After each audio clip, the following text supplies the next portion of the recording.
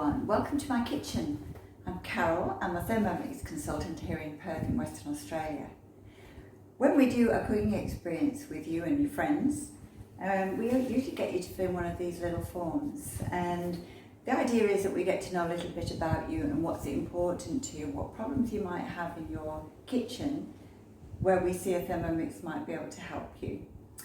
So when we ask what's most important to you, three really common things that come up time and time again are cooking healthy food, cooking simple and delicious food fast, and saving money. And saving money is something that maybe isn't obvious to you when you're considering buying a Thermomix, because it's a fairly expensive piece of equipment. But from my own experience, when I go shopping, my shopping bill's so much less than it used to be because there's such a lot that I don't buy anymore. I make all my own sauces, things like peanut butter, my mayonnaise, lots and lots of pantry staples, particularly if you want to buy additive free or gluten free. So that's where you really can save a whole heap of money. And over the years, I've probably saved enough to buy 2 or 3 Thermomixes. So the cost of your Thermomix is actually already in your shopping basket, and what you save, particularly if you maybe just have one takeaway less per week. You're paying for your Thermomix. The other thing that I tend to do is to keep a little notebook of some other recipes that are good ones and my favourites, but they're not on Cookie Do.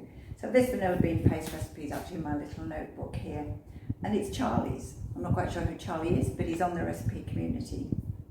Vanilla beans, some raw sugar, some water, and a little bit of glucose syrup or corn syrup you can use as well, and that just stabilizes the paste and helps to prevent those sugar crystals from forming at the end. The first thing we have to do is chop 10 vanilla pods into about 1 centimetre lengths. So an easy way to just chop up your vanilla beans into 1 centimetre lengths is to just use some scissors. The next thing we're going to do is to just add these to the bowl, and we're going to mill them. Okay, so we've now got a bowl of chopped vanilla bean bits.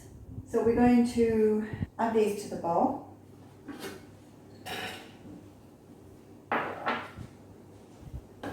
And we're going to add the 400 grams of sugar, which I've already pre-weighed. And we're just going to mill this. Speed 10 for 1 minute. This is going to get a little bit noisy. The powerful motor will be doing its work.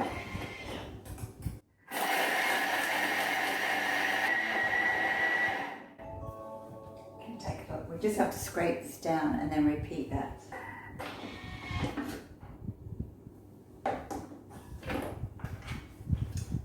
So what we've got here is just a very fine sugar and vanilla bean mix. So just to make sure that it is absolutely as fine as it can be, just going to repeat the process. So another 60 seconds at speed 10. The bowl does tend to get warm during this process. Okay, so the temperature gauge there is reading 45, so you can see it has warmed up because of the friction. And again, we've got a nice powdery vanilla bean and sugar mix. So we're just going to add 20 grams of corn syrup. I've got corn syrup. So we will measure this. We'll take the screen across and bring up the scales. Sure how much 20 grams is going to be, but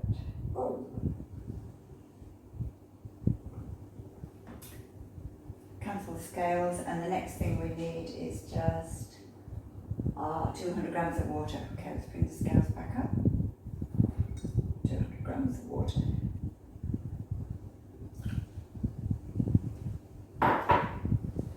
I'm going to cook this now for 10 minutes at 90 degrees and just at speed 2. Pop the lid up. Cancel the scales. Back to the home home screen 10 minutes, 90 degrees, and speed 2. So we'll take a look in 10 minutes. So I've got some sterilised jars here waiting,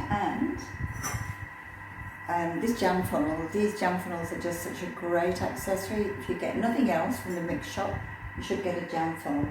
I use it for putting things into so many jars, and even putting nuts or flour into a container. It's a really, really great thing to have. Okay, so we are done. I'm just going to push the Thermomix back a little bit, give ourselves a bit more room. So this is obviously hot. It's a hot syrup containing the milled vanilla beans, and you just have to pour it now into the jars.